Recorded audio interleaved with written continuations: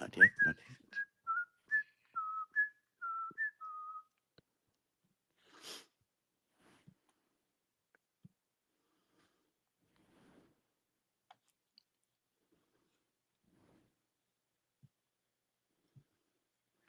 And here we are. I believe we're here. Yeah, we are. I was just psyching you out. You're psyching me out. I You was like, were. You're just freaking me out. You know how to you do do. it. I do. We live in a Zoom age now. We live like at this thing where we're talking to each other on our phones or our computers. And what I love to do, specifically with people I know, is Mhm. pretend that I'm frozen,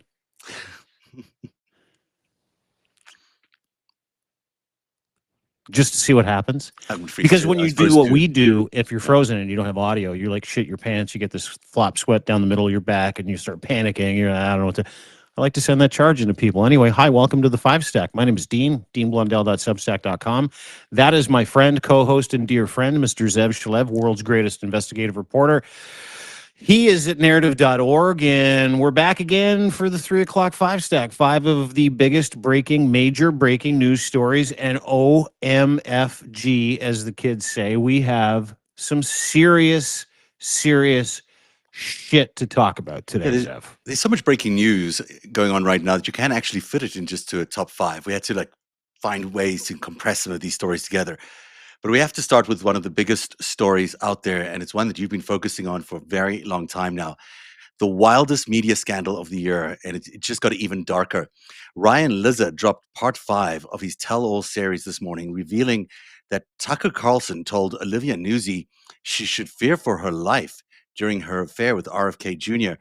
and offered to send her a shotgun for protection. It's a crazy story. Lizza claims Newsy was elated when the scandal went public because it meant she was back in touch with Kennedy and that she recruited her CIA agent and a former CNN spokesperson to run a coordinated smear campaign against him. Um, this is just the sickest, wildest, most awful thing that has ever happened to America, but it's just perfect in some ways. You know, there are stories that some people are paying attention to, and they look at the wrong things. This would be one of them, just because of the salacious nature of the river and the canyon that you don't want to talk about. I do. I really do. Just because this story brought the term felching to the front pages of every major Oh, newspaper. oh, No, hang in there, hang in there. I won't get into it. And that stuff's like gross and fun and cool and all that other shit. yeah, Captures your imagination. it sure does.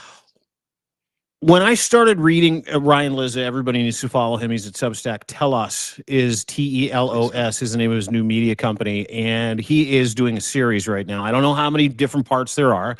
I find out when you do about Olivia Newsy's affair, digital affair. Some would now say physical affair with RFK Jr., who is a sex fiend, sex maniac, sexaholic, drug addict, complete fucking crackerjack, heroin. Like just he's an awful fucking human being.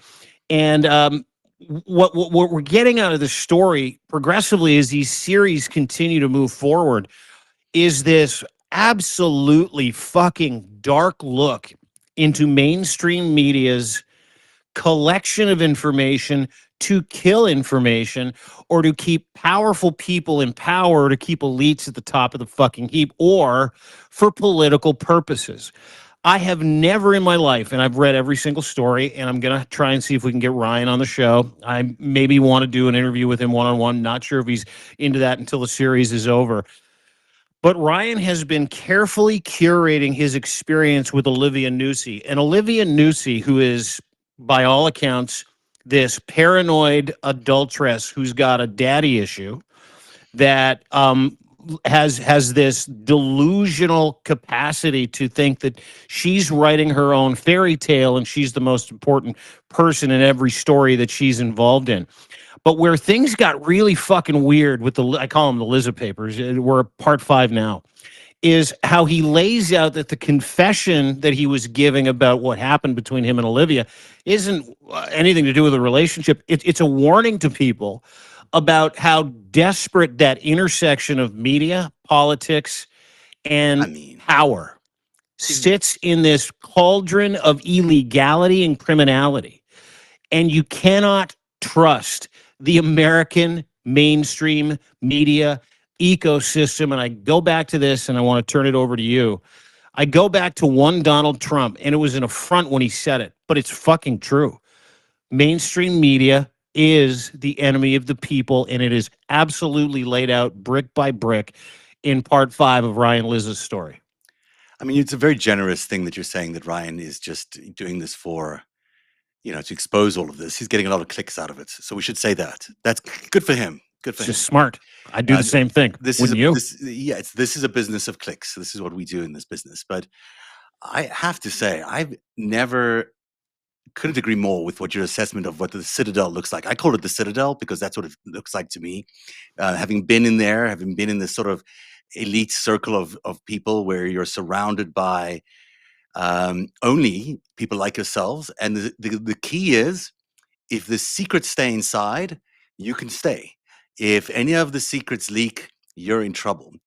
And this is the nature of New York. This is the nature of DC. It's a self-protecting, self-defeating, self-deceiving, you name it, kind of infrastructure. And it's so interesting because it ties in with what we've been discovering around Epstein and that algorithm, which we'll get to later on. But this notion that, everything that's being presented to you is presented to you from a point of power, and they're constructing narratives around you. The reality of what's going on has very little to do with what you're reading or seeing on TV. Yeah. Oh, and you nailed it in his exposés. And listen, you bring up a good point. Ryan Lizza is monetizing and capitalizing on a story that he himself sat on. Mhm. Now, can you call him the bastion of ethical journalism, knowing that he had this information about RFK's, surreptitious operative Olivia Newsy sex play thing, recording the president of the United States, trying to just get to the election? It's very Michael Wolff-esque, if you will. So yes, I mean, is he a hero? Not now. Is he reclaiming his life? Yeah, fuck, and I dig that. I like Dirty Pool, so just bear with me for a second. But what he's doing isn't just telling the story of Dirty Pool. He's telling the story of a breakup and the story of American journalism, as perverted as it is. You can call it a coming to God conversation. You can call it, a moment of ethical clarity.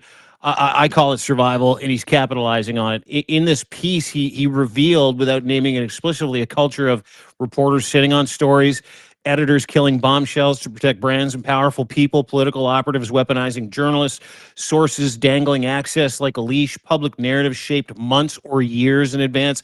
Scandals are managed, monetized, not revealed, and the truth is completely rationed. It's not reported. He basically said the quiet part out loud. Washington isn't broken. It's functioning exactly as designed, as is the media ecosystem that Washington fucking owns. So remember that when you read everything that Ryan puts out from here on in when it comes to his relationship, why that relationship went sideways, and what he found out about that relationship and the unethical nature of that relationship. I believe it is unethical that Mr. Lizza, and I think listen, like, say what you want.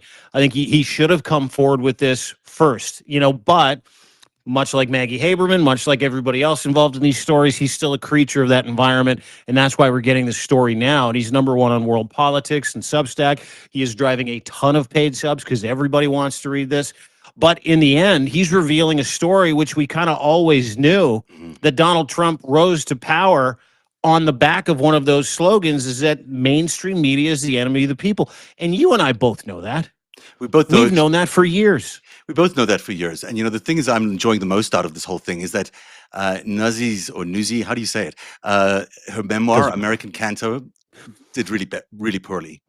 So there's some sort of come up instead of what do you mean really poorly? Like it didn't make any bestseller lists? It didn't, sold like sort of 12 flops, basically. I mean, that's, Well, that's the other thing. I don't know if you've read any of Lizzie Newsy's writing. She is not a very good writer. I don't think she's there because she's an excellent writer or a great journalist, if you will. Now, she's had affairs with like a lot of people, with Kennedy. You mentioned Mark Sanford, old dudes. Oberman. I mean, it's just like she's been around a lot. That seems to be her. She's a climber. Yeah, she's a climber. And listen, old guys are pigs and perverts, right? Like, it's just a fact. You get, 22, 21, or at the time. And the story that's come out about Olivia Newsy, which is interesting, is her time with progressive demolition artist Keith Olbermann when he was at ESPN. He was 51. How old was she? 17. That's weird. That's gross. That's pedophilia. That just is. I mean, you get Keith, Olivia Newsy is no stranger to coddling up to power, coddling up to influence, and she's done it her entire relationship life. And the weird thing is, and I'd be interested to get some kind of like psychoanalysis of her, because she's perpetually attracted to rich, old, weird-looking dudes who have power and influence. So I'd be interested to know what her relationship with her dad is like.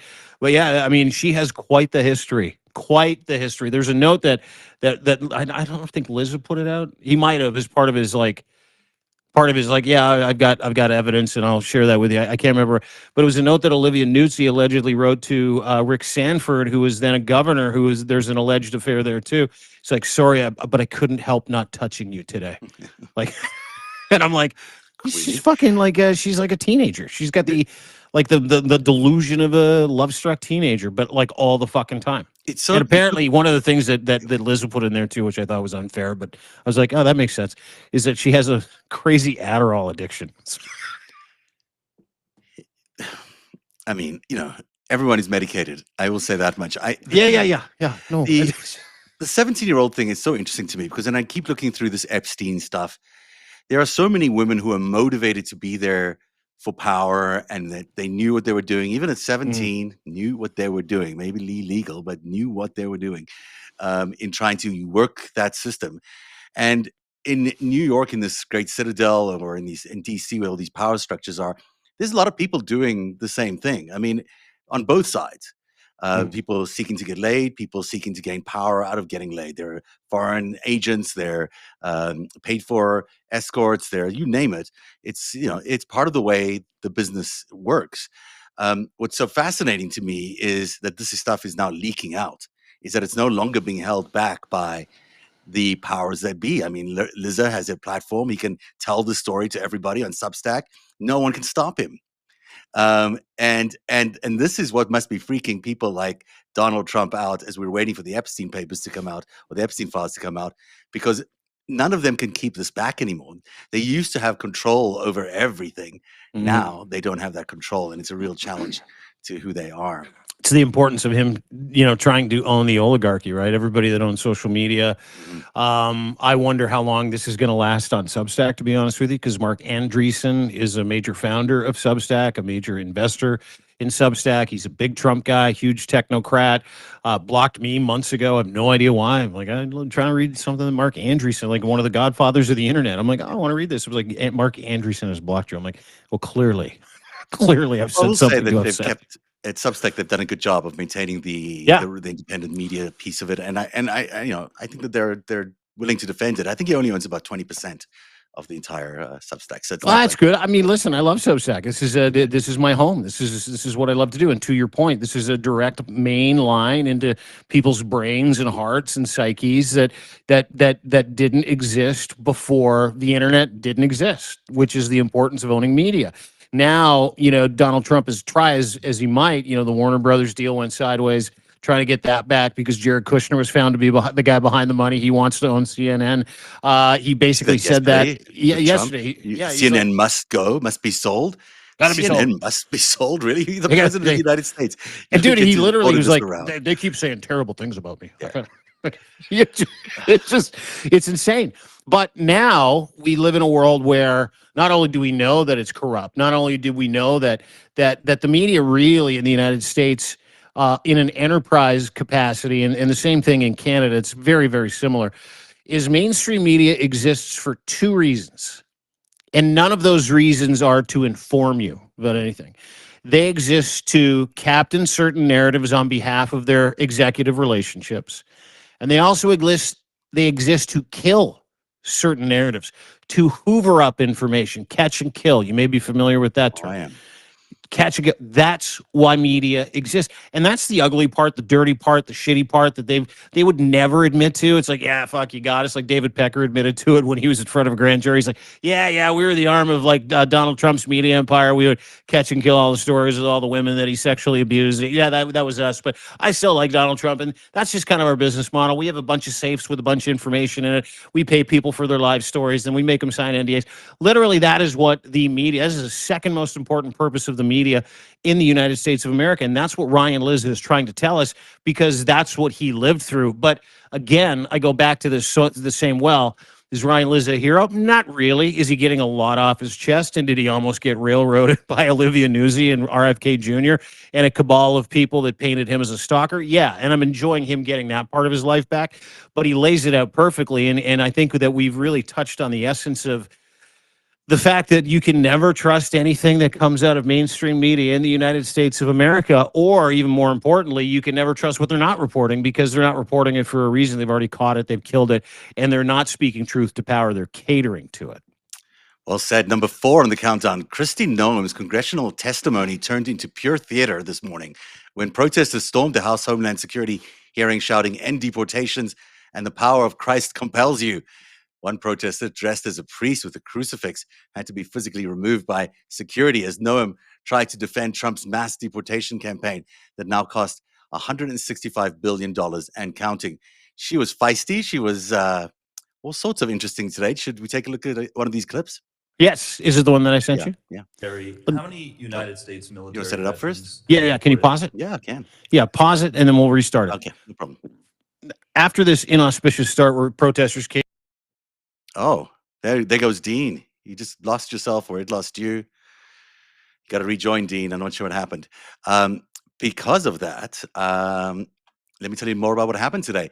A federal judge investigating right now whether Noem should face criminal contempt charges for violating court orders on the El Salvador deportation flights. I also saw a report earlier on today saying that one of the earlier people involved in that, one of those deportation cases has been told that they have to be released, or the courts have announced that they have to be released. Waiting for Dean to rejoin us here. Meanwhile, why don't we look at one of those clips? That way we can talk to him a little bit afterwards about what he wants to do in terms of a setup. Let's take a look at what happened today. Here he is. I can't function without the man. It's so hard for me. Where are you, sir? Where are you, Dean? No, Dean. Let's see. Okay, I'm going to play the clip from earlier on today. This is what happened when, here he is. Okay, I danced, but I danced so badly. It's okay. It's I all missed good. you, and I danced badly. How much of me did you get? Did you get me explaining the context behind it? None of that. You just said, let me None of explain that, it, and okay. then we went away, and then I was looking for you. Okay, so the Oversight Committee has Kristi Noem in its sights, and they're asking her a simple question: have you deported or detained any U.S. citizens, or U.S. veterans? Yeah. She walked into a trap. Watch this. Terry, how many United States military veterans have you deported?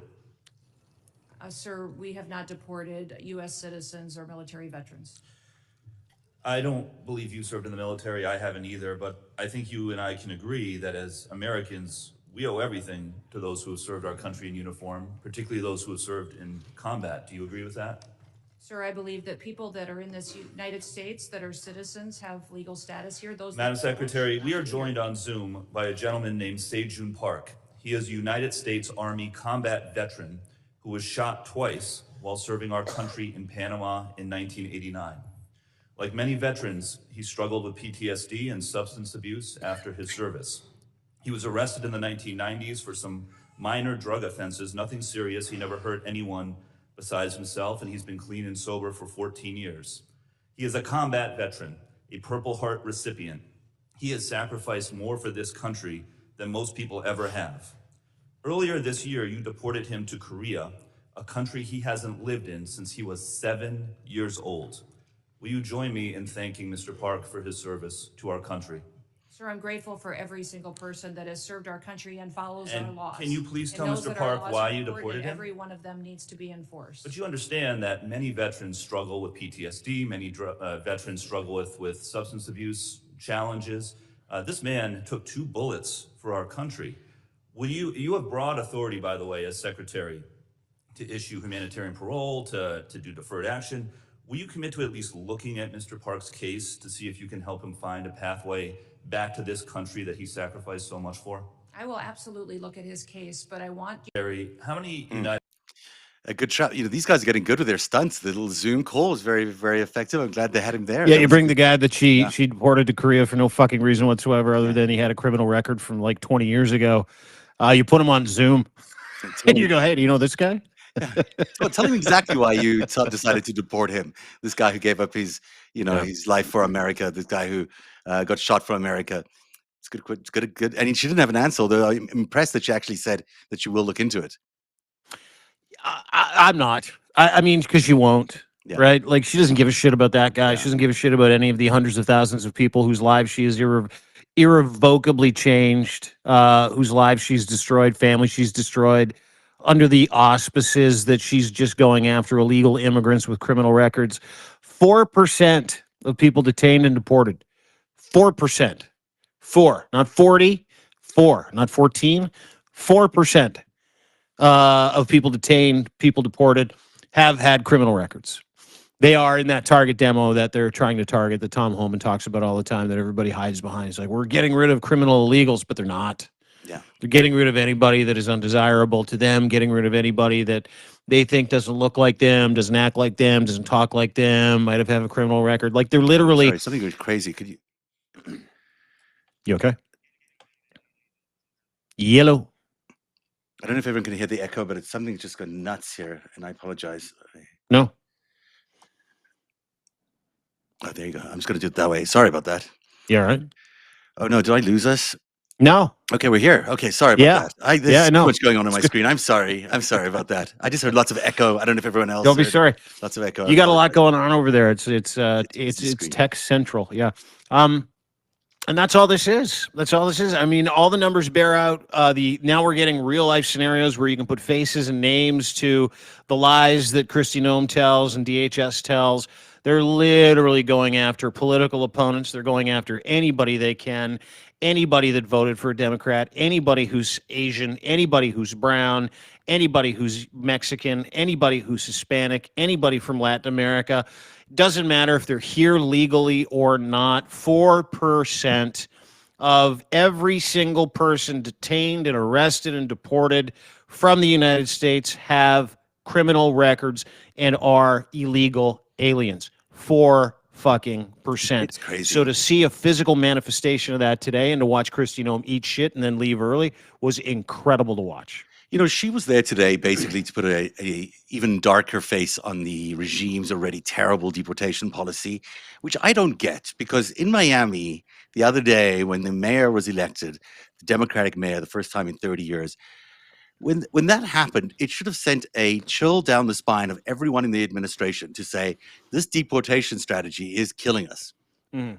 Because that's what that election was about. That election was about 300,000 people who serve the Miami area, fearing for their lives every day, who, if you actually deported all of them to the countries of origin, you would have no economy in Miami. There'd be nothing happening in Miami from an economic perspective. And what's setting up here is this complete dichotomy. You've got Kristi Noem, who is out there looking like the tough, tyrant who can, who's going to throw everyone out of the country. And you've got the voters who are saying, we hate this.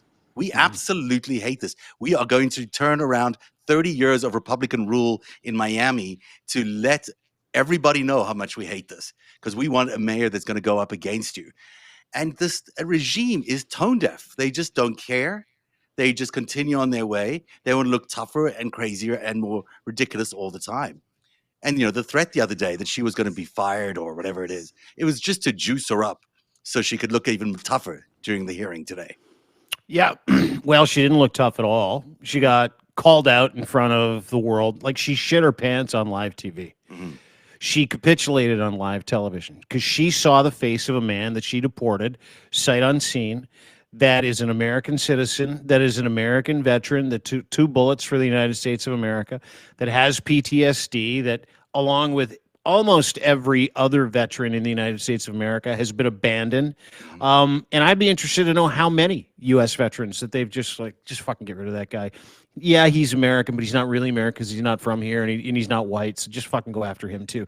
There has to be some kind of process outside of the process of evil deportations, the abuse of human beings that have lived in the United States, sacrificed for the United States, that make the United States economy work. There has to be a face to those actions. There has to be names to those actions. And a quick aside, Kilmar Abrego Garcia. Yeah. a judge today effectively said, you release him right fucking now or else. And the Trump regime basically said no. So couple that with what you just saw. What you just saw was an American veteran, an American citizen in the United States illegally, who sacrificed his well-being, life, and ability to live a normal existence for the United States of America at the age of 70, get deported to another country he hasn't lived in since he was fucking 7 years old. Why? Because he's not fucking white. That's why. Yeah. You're not seeing any of that happen to white people at all, really. I haven't heard any white people being deported back to their countries of origin. None. And there's a lot of illegal people who are white in America right now. But they're not the ones getting deported. You're getting these guys from countries where people aren't white, or people from Latin America where we're about to conduct a war, or people from Africa. But you're not getting white Americans being deported. And that seems to be okay for most white Americans. They seem to be okay with that policy. But everyone needs to remember that this kind of stuff comes home very quickly. Once you empower these institutions like ICE to act like the Gestapo, they will act like the Gestapo. And that's basically what we're seeing out of the reports that came out yesterday from the Senate about how how ICE is operating as basically a group of Racist thugs. Racist thugs that have got no control. No one's looking. No one's telling them what to do or how to do things. They're just basically going up there and playing out their fantasies of beating up people who aren't white and then deporting them. That's basically what's happening. And so this stuff, it doesn't stay with just immigrants. It's going to come and attack us all down the line. You know what the time is? 3:29. It's also 8 days until the release of the Epstein files. Good one, right? I like how you played that one up a bit. Yeah. You know what time it is? You should have put your hand behind your ear. No, time. Why? Because I. You know what time it is? Do I? Okay. Time. Why? Just because time. December 19th is the deadline, 8 days from now, when the Justice Department must release all Epstein files under the new Epstein Files Transparency Act. 2 federal judges this week ordered the unsealing of grand jury transcripts from both Jeffrey Epstein's 2019 case and Ghislaine Maxwell's 2021 conviction. But here's what's alarming. The DOJ has exposed over 1,000 victims' names to Congress, then tried to seal records claiming victim privacy concerns they themselves violated. That's a big piece of this, is that's coming out. The other piece of it is what I revealed yesterday on The Greatest Heist, which is this algorithm, which I'm stunned by. I mean, it hasn't received much play outside of narrative, but this idea that on that chalkboard in his island at Little St. James, Jeff Epstein, before his passing, almost as a sign, almost as a goodbye letter to the world, leaves this this algorithm on his board, one that really sort of reads like reads like a manual for how he conducted his operations. To me, it's the most stunning and kind of remarkable piece of evidence because, for one thing, he let this out. I mean, he put this out on, and this is that thing on the chalkboard itself. This is the redacted version. He put this out for everyone to see. He knew this was probably the last time he was going to be at the island, because it was one of the last times he was at the island. This picture was taken right after he was arrested. So he left this behind in some ways as a calling card. And I put this through various AI iterations and all these other things just to make sure I had the words right. Some people might disagree with some of these, but this is what it looked like after all that analysis and after looking at some of the unredacted photos that came out of the same blackboard. And what you have here is an algorithm for how to achieve power through deception and using plants, in this case prostitutes, if you like, to basically create an illusion and also fear in the hearts and minds of the people you're targeting. But to me, this is the most obvious and sometimes, it's really overlooked. But for me, Epstein was like this. Epstein kept leaving clues behind everywhere he went. For people like me. In the form of formula. Yeah. This is an algorithm. He's a math guy, right? Yeah. He's used to doing things on a chalkboard with algorithms. This is a formula for how he did it. On the left, you see the powers of the spheres of influence that he was trying to dominate. Financial, we know he absolutely did that. The physics world, some people say that word is actually physical, but I think it's physics because that is a world that he really tried to dominate, especially when it came to nuclear physics. The intellectual world, we know that was a big pursuit of him to try and gain all the attention of all the big intellectuals. And then also, of course, the political world. This is where he would ultimately, infuse so much attention and so much power that would get someone like Donald Trump into the White House. So you've got this, that desire to get power, but he admits to it in this formula that he does it through deception. The whole thing for him was to create the perception of something else. And so he built this entire world of these private jets and these islands and these mansions and this whole illusion that existed in order to lure all these people from these different spheres of influence and bring them into his lair. And there he would be able to get these plants or these prostitutes or whatever to figure out exactly what the weakness of each individual was, what their truth was, what their health was, what they felt was their religious underpinning, their sort of where they're most vulnerable for compromise. And so, that's how he achieved this deception through illusion and fear, his words on this board. And on the right is how it appears, So clearly music was a big piece of this. I don't know what these mixes are. I have no idea what that means. But the time is important. And then he has two words, DC and UC UC is not there, but this is, many people think, is the unconscious world and the sort of the underwritten world or the subconscious world. That what he's really referring to here, there are some people you can manipulate and they know, but the best place to do this deception is in the dark brain on the subconscious level, so people don't realize they're being played. And to me, this is just the most remarkable thing for someone who is running an operation that clearly involved all these elements. I mean, it's not like we have to think very deeply about it involving all these elements. And the fact that he left this behind in a way is like a calling card of some sort. But it's also a admission. It's a confession of in some ways of what he did, or at least how he did it. And that's why I am anticipating quite a lot from the release of the full FBI files, not the grand jury stuff. I don't think that's going to give us very much. I think the FBI files, when and if they're released, are going to reveal a lot of how this all played out. Yeah. First of all, incredible work. If anybody has not become a subscriber at narrative.org, where you can actually see what was on this chalkboard, that Zev has drilled all kinds of time and effort into figuring out what was blacked out, what was blocked out. To see this in real time is just incredible investigative work. So well done. Thank you. Because not many people had dug into that. They just kind of, froze frame past this, obviously, from the picture dump from the U.S. Virgin Islands Department of Justice, given to the House Oversight Committee. We waxed about it last week. We literally went through this picture while it was blacked out. Music, ABX, Health, Truth Health, Holy, that was all blacked out. So, the fact that you're seeing behind that wall is incredible. Great work.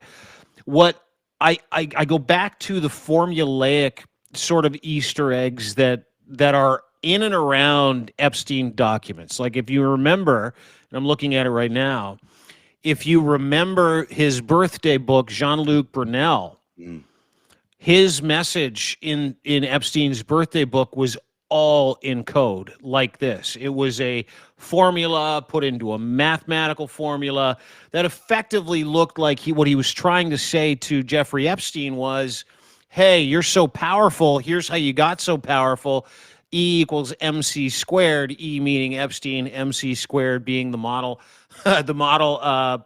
group that he owned at the time with Jean-Luc Brunel, where they would literally have a straight pipe, a main line of European women into the United States and vice versa. And it's amazing to see the work that you've put into that kind of lays out what is, psychologically, philosophically very, very sound. And I read what you put out yesterday, and I myself went and did a little bit of research. And what you're dealing with there, to your point, as I understand it by everything that I've read, is Jeffrey Epstein leaving his calling card behind before he turned himself in at Teterboro Airport to be arrested and be sent to jail, where he eventually died. And it's interesting because I was reading some of those Epstein-Bannon emails where Bannon's like, hey, we got the proof for the video. I'll be there tomorrow. He's like, full stop on everything. Full stop on everything. That formula was written prior, I believe the day before he sent that email Oh. to Steve Bannon, almost to your point, like he wanted to leave behind what formula he used to capture women, elites, smart men, leaders of industry, and how he did it on the conscious and the subconscious level, and how he appealed to all of them with that sort of dark brain mentality through making them feel good, their physical, their most important, deeply held ideological perspectives, their religions, how they felt about women, and getting to the truth of each one of these individuals so they could absolutely extract information and access. And what I see here on this makes all the sense in the world if you understand anything about psychological capacity, if you understand anything about evolutionary psychological perspective, is that this works. This works. If you ran these words and said, what does this formula mean? And you put it through any AI model, as I know that you probably have, Zev, Yeah. it effectively is a way to control people. It's a way to control large groups of people, to The way extract to attain information from power. people.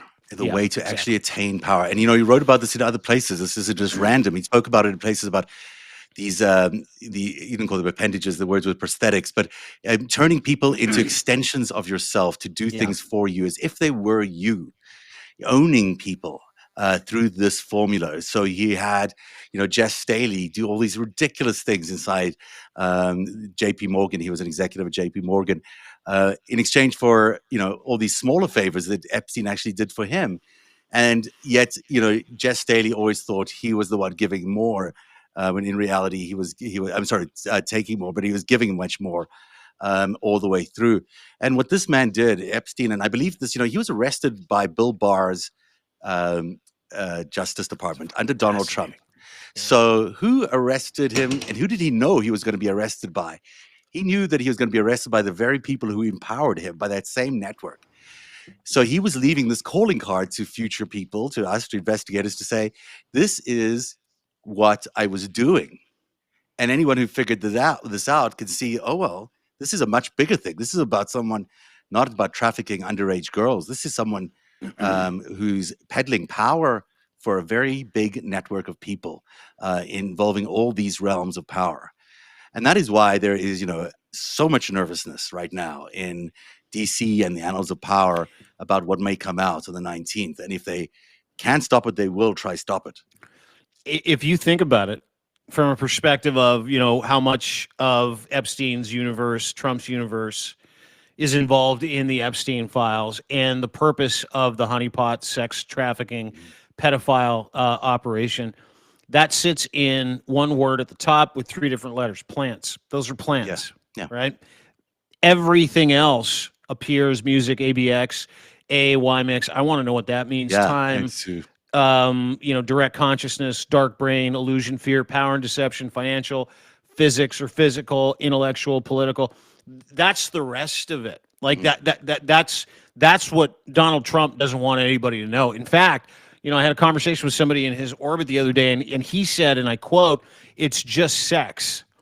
It's the other shit, the money laundering and the treasonous and seditious shit that he did for Russia and other mobbed up governments over the past 40 years that sits around all the other stuff not included in plants, truth, health, holy.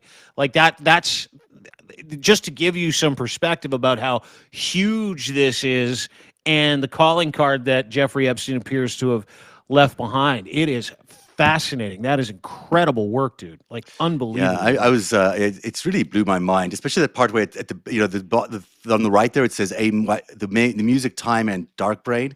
That's all bracketed together as an algorithmic sort of its own little formula on the side. Mhm. So he had a formula for how to create that deception and what it looks like in real life.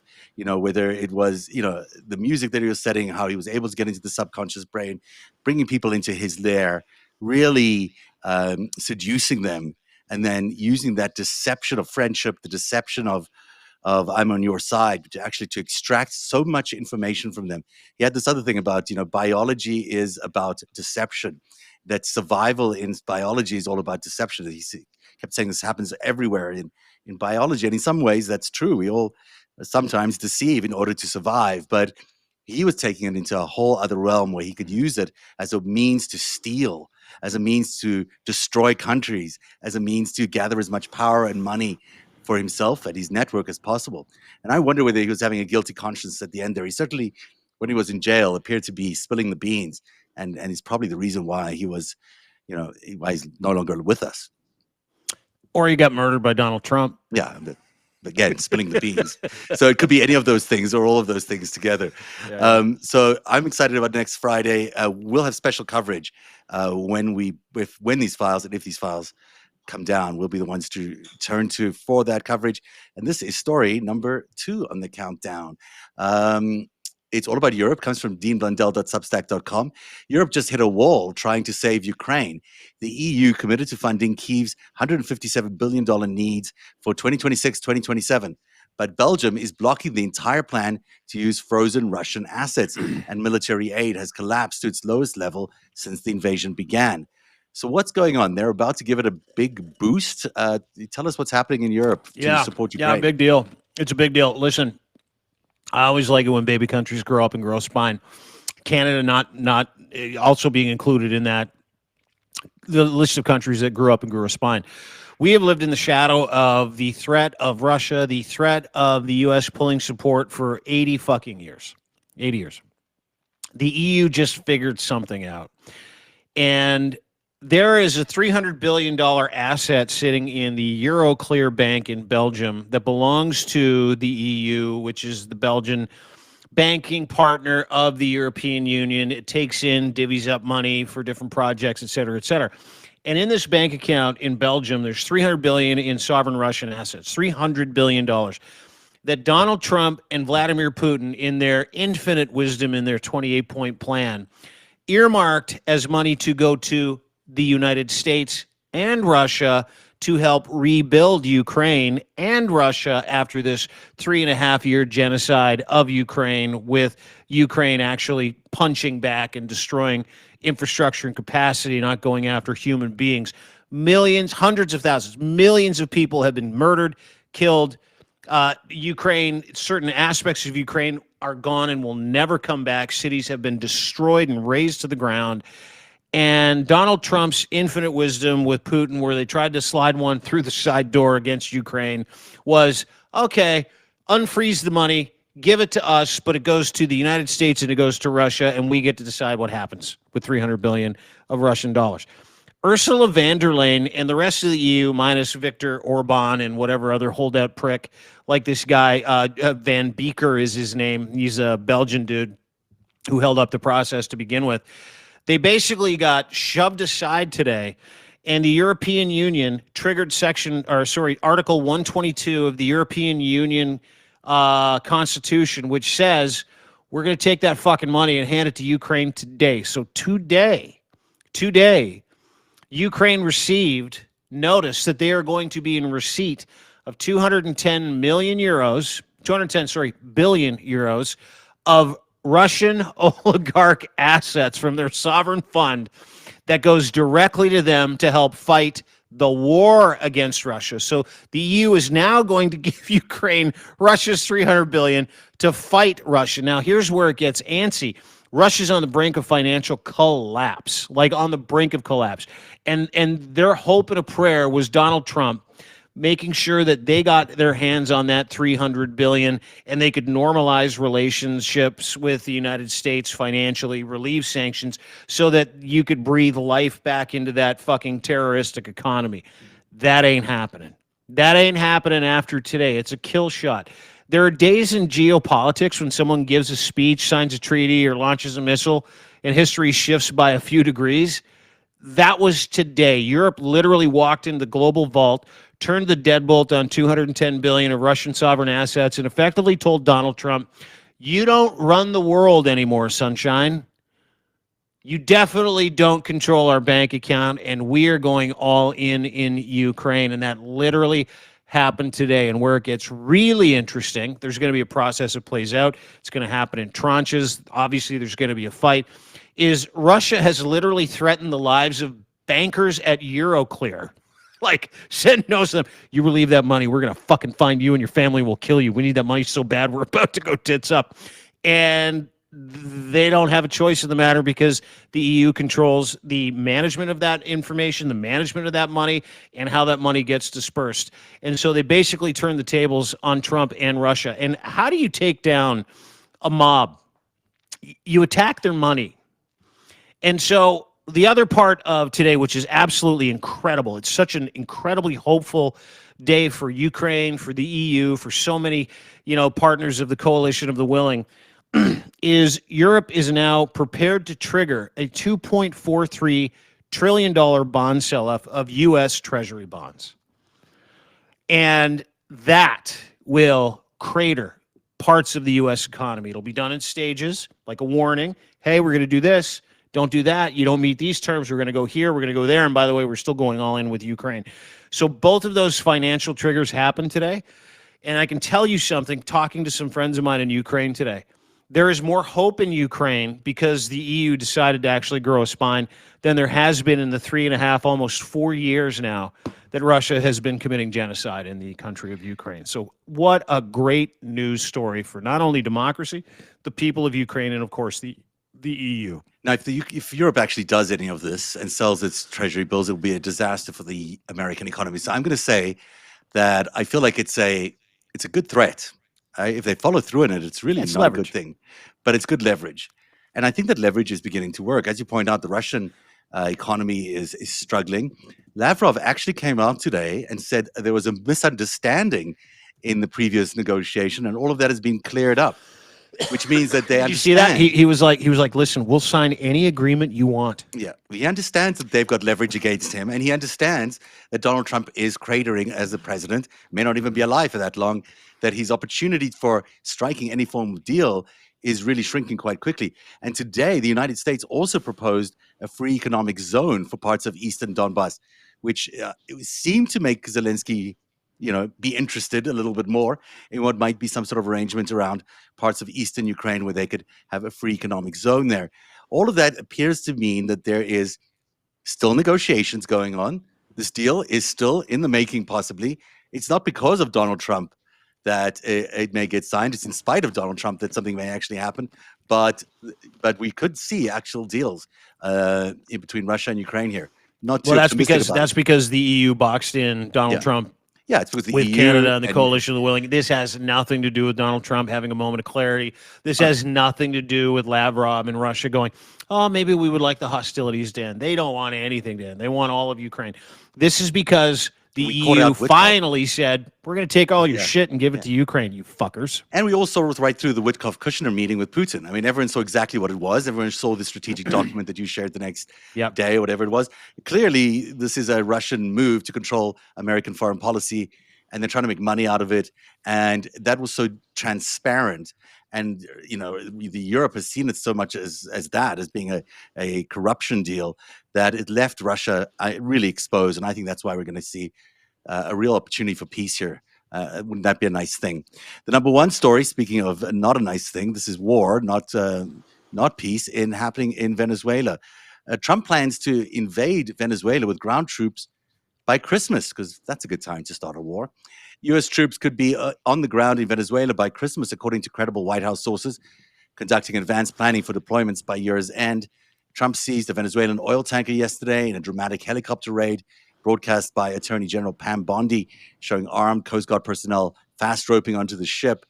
Trump held a White House war meeting on Monday night with Hegseth, Rubio, Miller, and Wiles to plan ground strikes inside Venezuela very soon, and that timing was leaked as being 2 weeks. As he's deployed 15,000 troops close Venezuelan airspace, and CNN reports the White House is quietly drafting day after plans for the regime to change. Well, it's always been about regime change. We've been saying that all along. It has nothing to do with drugs. It's just about the oil and about changing the government in Venezuela. Yeah. I got to be honest. I don't think it happens. Yeah, I don't think it's going to happen either. He's right. That's what he wants to do. Yeah. Every time that dumb fuck opens up his mouth and says, we're going to war, they don't do it. He's Taco. He's Taco Trump. Take it all back. He never, ever follows through with anything. And he's so fucking afraid of his own shadow. And he's so, that's the other thing about Donald Trump is he likes to keep you kind of guessing. He wants you to have the worst possible scenario in your mind so he can come back and act like a peacemaker. You know, he did the same thing with SNAP benefits. Everything he does, he starts the fire, walks away, comes back, and goes, you know, I'm the only one that can put this out. And people are just so desperate to have that fire put out. They're like, yeah, please do it. And so Donald Trump is, I believe what he's doing is he's setting up this whole war to be on the list of wars that he has somehow solved or brought peace to or stopped. The one that he wants to start with Venezuela. I think that's part of it. The other part of this is how does he get his friend's oil from out of the ground of Venezuela?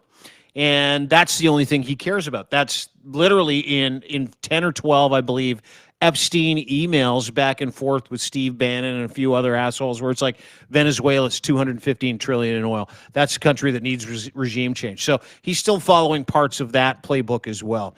What's really interesting right now is a couple of things that are happening on the ground. The CIA is definitely on the ground in Venezuela. No question about it. They had one of their biggest refineries blow up the other day. Venezuela's like, it's what had nothing to do with us. That was just an explosion, a bomb. It was human made. We have no idea, but we're pretty sure it's the CIA. Maduro is literally walking around downtown Caracas going, you guys can't hurt me. Go fuck yourself. And I'm not a Maduro guy. I don't know really anything about Maduro other than he's a fucking socialist dictator. And he's that shoehorn of socialism. If you're a fascist or a socialist, if you're a dictator, you're just an authoritarian dictator. It doesn't matter how you rose to power. And so that's an easy sell for Trump to the rest of America. But I go back to this all the time. In no way, shape, or form is Venezuela a threat to the United States of America's security or the health and safety of every single American in the United States of America. It's just, there's no way. And it doesn't matter how many fucking boats he's blown up, because we know that that's all bullshit too. It doesn't change the fact that Donald Trump is literally trying as hard as he can to scare the shit out of Nicolas Maduro. If you remember a couple of weeks ago, he's like, hey, if you're Nicolas Maduro, you better leave your palace tonight because I'm closing all the airspace in Venezuela. If you're a pilot in Venezuela, if you're stay out of the air. And then he's got bombers, like, you know, pictures of bombers that he's putting on social media. Hegseth's doing the same thing. All the proxies are doing the same. That was 2 weeks ago. You know what happened 2 weeks ago? Absolutely fucking nothing.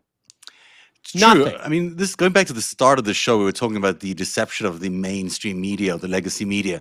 This is a show war. I mean, this is an attempt to appear like America's muscular, like it's tough, like it's getting rid of Maduro. If Maduro is going, he's already in on it. He already has his deal out. He knows exactly how he's going to be doing it. Because this is not the real thing. This is not like a real war. The timing is really interesting. Epstein files come out on the 19th. They want to be at war with Venezuela by the 25th. I mean, it certainly smells a little bit like that's not just coincidental. Yeah. I'd have a lot more respect for them if they went out and said, hey, Venezuela is a real threat to national security because of the oil. We want to go and get the oil. We think America should have that oil. That's why we want to have regime change. We don't think this guy is a Democrat. We don't think he's good for his people. We're going after the oil.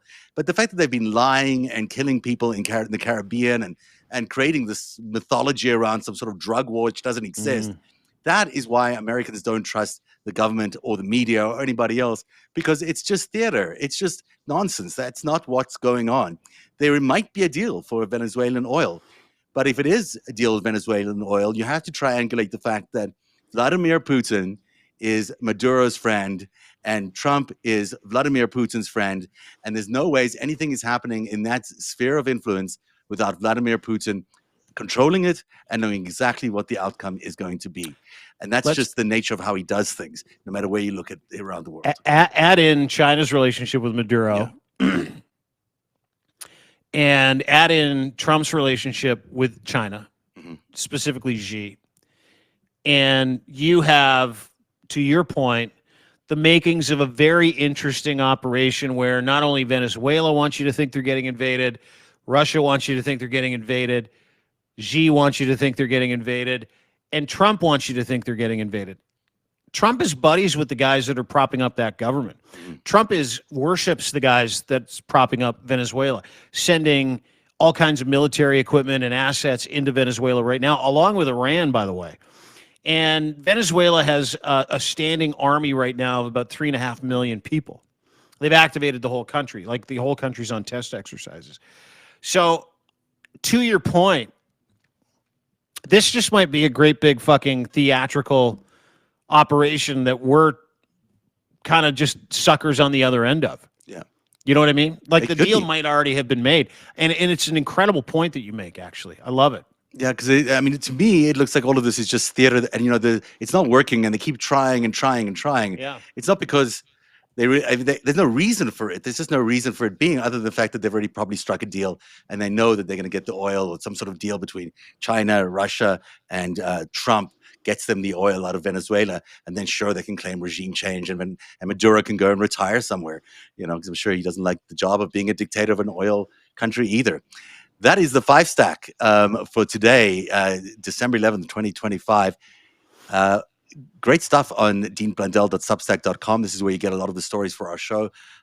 You really got it covered when it comes to Europe. You're way ahead of everybody else. Yesterday, you broke the news right here that Denmark was going to view, you did it on your show with Jacob, but it was about viewing America as a national security threat. That's over Greenland. That just came out today as the news. But if you were watching Dean Blundell yesterday, you would have got the news yesterday. That's how in lock he is with everything that's going on, with all the people in power. That's how he knows what the news is, and that's why he brings it to you at deanblundell.substack.com. He's got a special right now on his website, so 25% off or something like that. Annual subscriptions, yep. Lock that in forever. Founders never pay again. Grateful for everybody's subscription. Doesn't matter if you're free or paid. Really hope that you share this with as many people as humanly possible. To Zev's point, not only are we first, but we also hopefully give you the context to affirm your perspective. And one of the stories that I put out today was about, Ukraine getting Russia's money, and of course the EU literally flooring the United States with the nuclear trigger option of selling U.S. Treasury bonds in the amount of about $2.5 trillion. And the response to that story, just in the comments, continually reminds me why we do this, is because nobody gets this information from mainstream media anymore, going back to our original story with Ryan Lizza. It is a catch and kill service. So the fact that you're here, the fact that you're smart enough to go, I need to understand what's going on, I'm not going to listen to those pricks anymore, means everything to us, and it's why we're here. We're here because we are you. We get to enjoy our time with you every day at 3 o'clock, and we get to be part of your lives, and you give us your time, which is the most valuable commodity in the world, human attention and time. Not gold, not silver, not myrrh, not lithium, none of those things, not rubies, not diamonds. It's human attention and time, and you give us that. And it is incredibly humbling to both Zev and myself, which is why we want to give you as much access to what we do as possible, unlimited access. So please become a subscriber here. If you haven't joined narrative.org and taken part in the Greatest Heist series, which gives you context to literally everything we're talking about, from the Epstein files to Donald Trump to money laundering and how we got here to a fascist United States of America, you need to do it. Chapter 5. In book 2 is absolutely incredible reading when it comes to what we talked about today, specifically that formula, espionage, and what Jeffrey Epstein was all about, in the breadcrumbs that he left for everybody else. So please go and do that again today. And again, thanks for joining us. We love you because we are you. Thanks for being here on the FiveStack today, everybody. We'll see you tomorrow at 3 o'clock. Cheers, everybody.